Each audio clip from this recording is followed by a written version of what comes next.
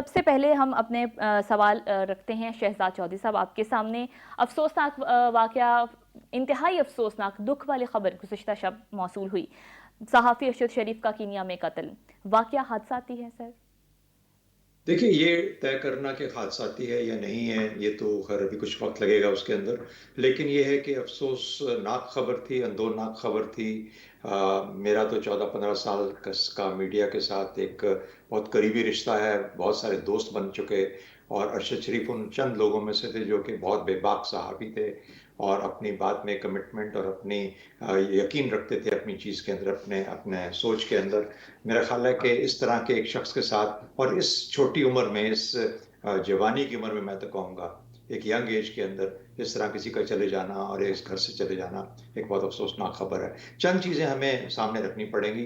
एक तो ये कि मुख्तलिफ़ ख़बरें आ रही हैं। अब तक ज़ाहिर है कि कोई एक कंसोलिडेटेड किस्म की हमारे पास जिसे कहते हैं कि मजमूई एक इन्वेस्टिगेशन रिपोर्ट नहीं है। लेकिन ये कि कीनिया की पुलिस ने ज़िम्मेदारी कबूल की, मिस्टेकन आइडेंटिटी का मामला कहा जा रहा है। ये भी कहा जा रहा है कि हो सकता है कि निशाना बनाया गया, क्यों निशाना बनाया गया, किस लिए बनाया गया।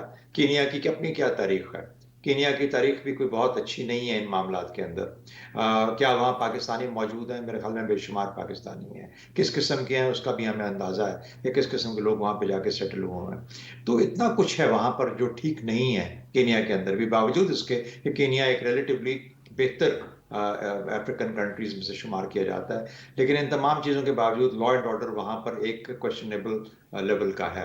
अब अगर ऐसी सिचुएशन है तो फिर ये डिटरमाइन करना और एक बहुत ही जिसे कहते हैं कि डिटेल्ड इन्वेस्टिगेशन और एक मुकम्मल अहाता करना, क्योंकि इसके जो नुकसानात हैं वो अपने पाकिस्तान के लिए बहुत ज़्यादा है।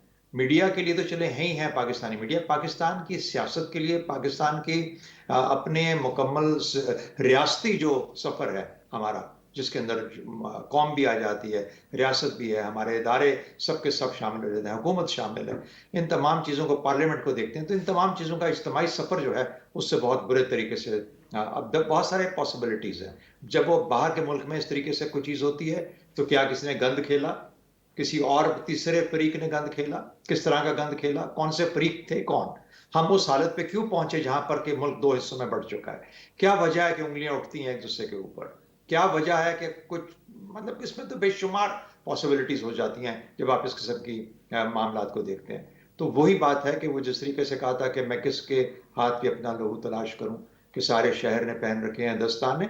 लेकिन बात ये है कि ये पॉसिबिलिटीज़ एक्सटर्नल भी हैं और इंटरनल भी हैं। एक और ख़बर पे हमें ख़्याल रखना है, मैं कल ही देख रहा था और किसी एक बड़े बावसूख ज़राए से बता दिया गया था अरशद शरीफ को, और कि बाहर के कुछ लोग पाकिस्तान में एंटर कर गए। जब वो गए हैं, जी। तो उन्होंने कहा कि वो बाहर के लोग एंटर किए हैं और उनका मकसद ये है कि आपको निशाना बनाना। उस वक़्त उन्होंने फैसला किया कि वो उनको मुल्क से चले जाना चाहिए। तो बाहर के लोग कौन थे? कहाँ से आए थे? किसने भेजे थे? क्या मकसद क्या था? पाकिस्तान में आग लगाना? तो ये चीज़ें हैं जो कि हमें देखनी पड़ेंगी। जी। इसके लिए एकदम से किसी नतीजे पे पहुँचना मुमकिन नहीं है। थोड़ा-सा सब्र करना चाहिए। बहुत अंदोकनाक और अफ़सोसनाक खबर है, लेकिन इंतज़ार कर लेते हैं थोड़ा-सा। बिल्कुल।